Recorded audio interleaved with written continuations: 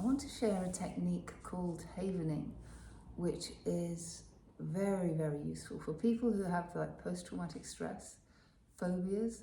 Say you have a memory that every time you think about it, the stress response comes up, you feel emotional, upset, overwhelmed, anything like that. So particularly good for phobias, particularly good for a very specific memory. We don't want something that's too foggy and diffuse, although you can explore it with that too. Basically, if I can ask you to bring up a bad memory that causes this reaction in your body, and some people have had this for maybe 50 years, and we can eliminate that response so that the memory remains, but there's none of the reaction. So you're no longer disabled by it. And the interesting thing is, if it's a memory that was always provoking grief, then the joy comes back, the happy memories. It's like as a defense against the pain of this trigger, we build a wall, and so we keep everything behind it. And when we heal this neuroplastic blip, we actually create neuroplastic change by this process of havening. And so this reaction that no longer serves us is gone. And so then we can have our happy memories back. It's really amazing. I love this practice. I only found it a few years ago.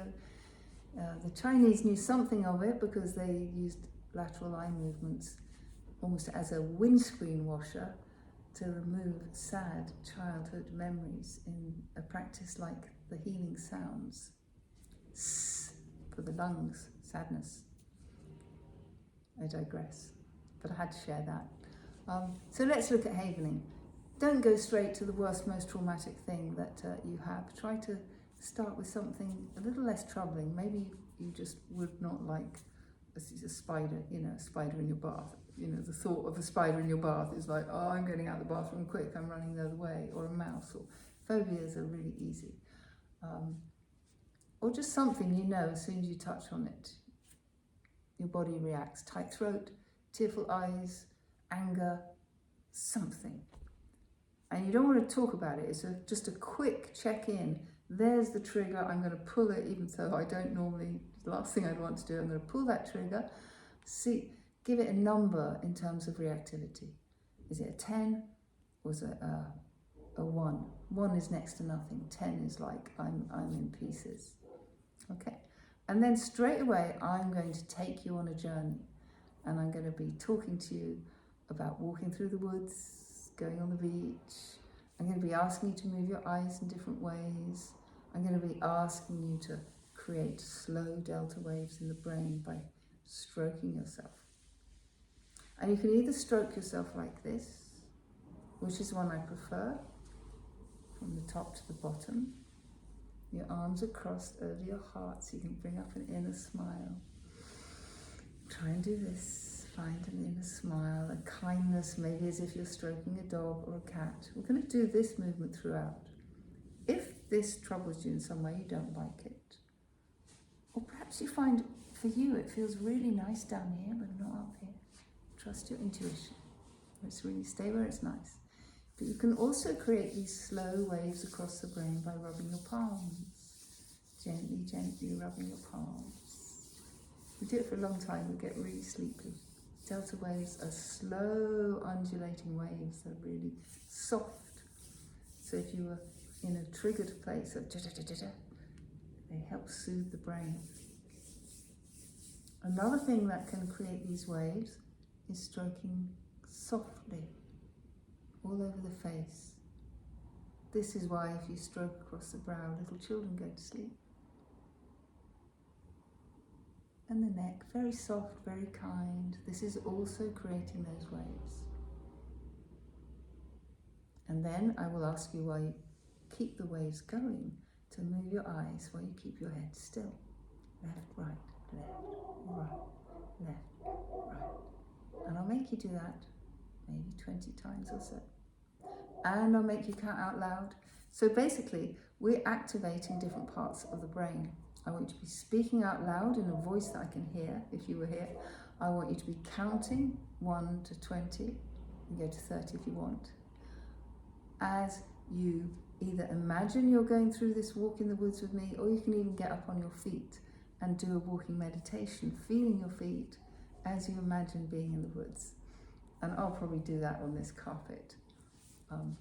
So just for a moment, go to the sad place, the memory, the trigger. Give it a number 1 to 10, because when we revisit, I'll ask you to number it again. But then we put it away and start to stroke yourself. Come up onto your feet and start to walk, or stay on your chair and take yourself to a beautiful wood.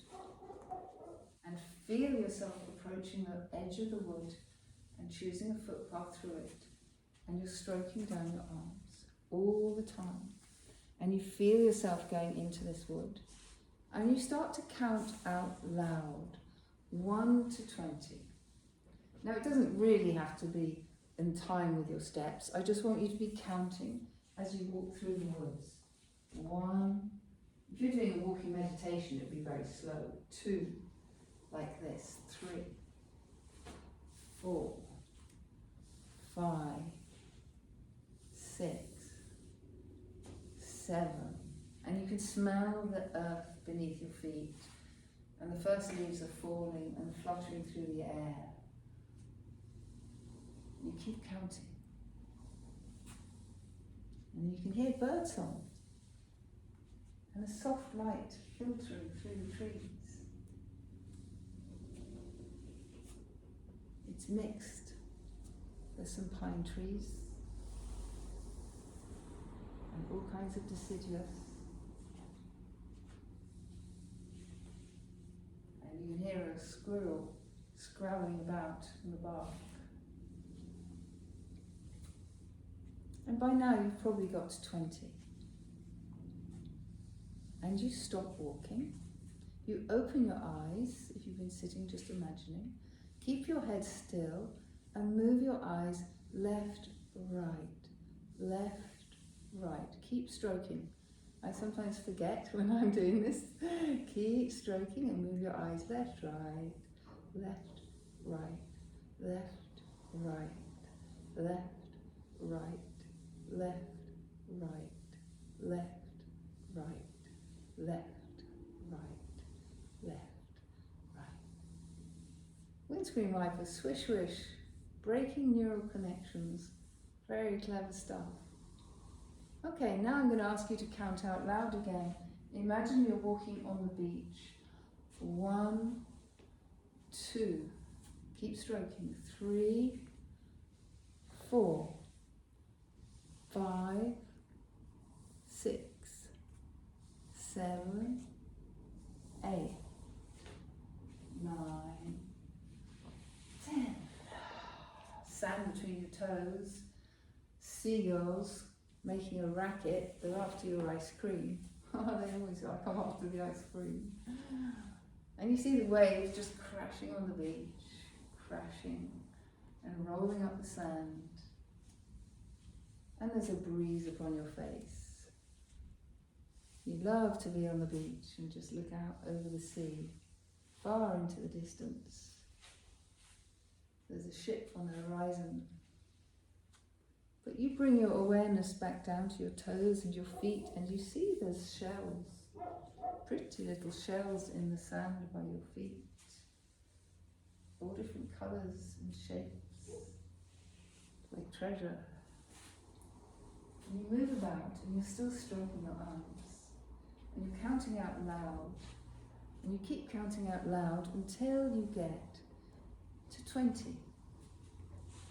If you feel you want to work on yourself a little deeper, you could go to 30. But the main thing is to be counting out loud so we can hear. And then you stop. Keep stroking the arms. Move your eyes left, right, left, right, left, right, left, right, left, right. Just sliding from side to side. And if you get tired of stroking your arms, you could change to one of the other techniques. But this is good for Tai Chi students because we have a crossover over the heart, which activates your inner smile. Really bring the kindness of hugging into it.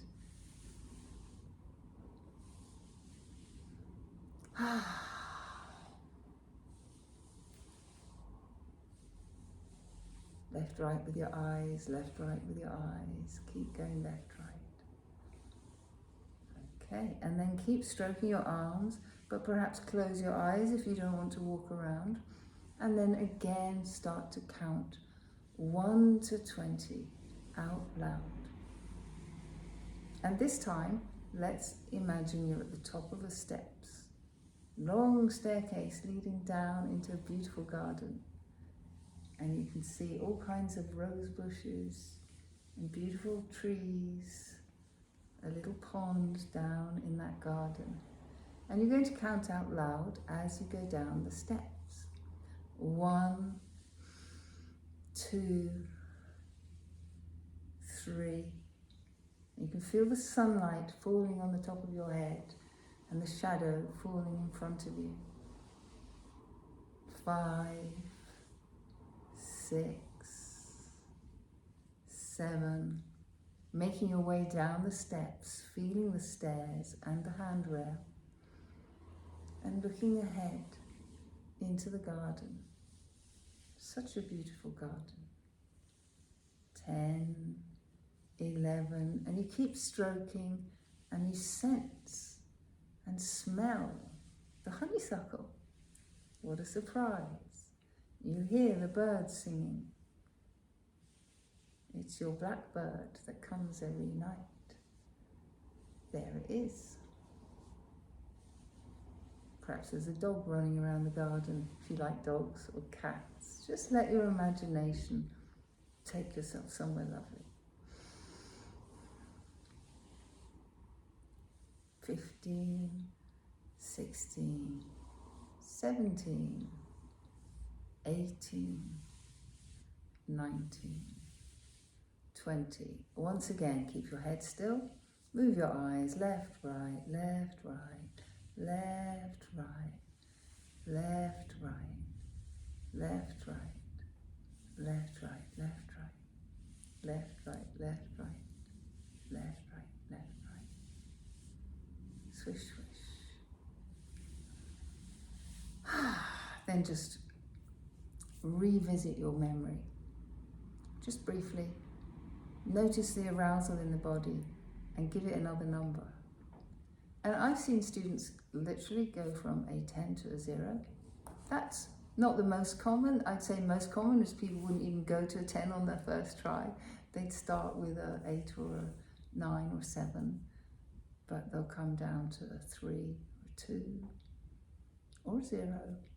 But then you would repeat the process to bring it down to a level like it is a 1 or a 0, so that that memory is no longer triggering a response in the body, and it never will again. It's like you've completely changed the cell membranes inside your brain that used to be responsible for having this stimulus of the thought, the memory, could even be a colour, whatever it is that triggers it. All those receptors have dropped off. If I can hold your awareness away for 6 minutes, there'll be a change in the cell membrane. So if we activate these different parts of the brain, keep things happening elsewhere, creating flows and connections, then they cannot sustain those structures on the cell membrane that creates the stress response. It's magic. You know, for people who've had something traumatic happen that they can't get over, it's like carrying a raw wound. And we do see this with EFT and tapping. We see similar kind of things, but I think havening seems to be so deeply effective for so many people. It's amazing. So I have to share it.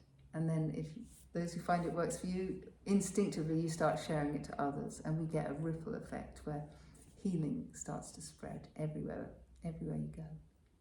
Thank you.